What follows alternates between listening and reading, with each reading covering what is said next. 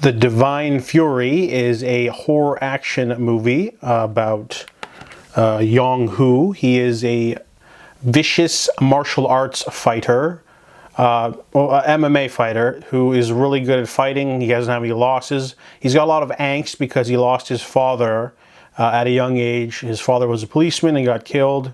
So he has a lot of beef with God. He doesn't believe in God, and he's very angsty about that, where he almost allows a voice in his head to control him at times.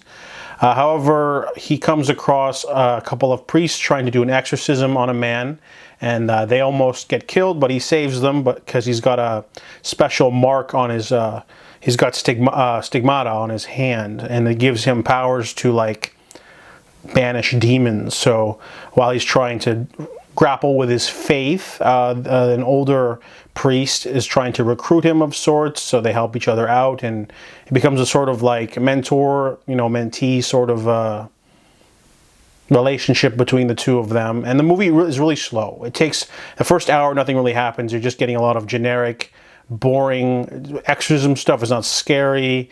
You're trying to figure out, what's going on. The movie's very like clunky in this regard because the acting's pretty awful in the beginning with the kid, and it's very like a comic book. Almost it feels like a comic book movie at times, where you got the kid with the sad origin and he's a sad boy, and then he's got powers. But the movie does have one thing going for it. It does have incredibly directed action sequences at the end of the movie only. So the first hour of this movie's boring. You get some stuff, and then he finally decides to, help the clergy, I guess. And then he decides to fight some demons, and the villain is like a dark bishop. There's a lot of lore and interesting stuff in this movie. It's all made up, but it kind of reminded me of Constantine a little bit. But the only exciting parts of the movie is the last like 30 minutes, because he goes into a club and fights all these demon guys, and then he's got to fight the big boss. And all of the camera work's done in like long uncut takes, really showcasing the physicality of the actors.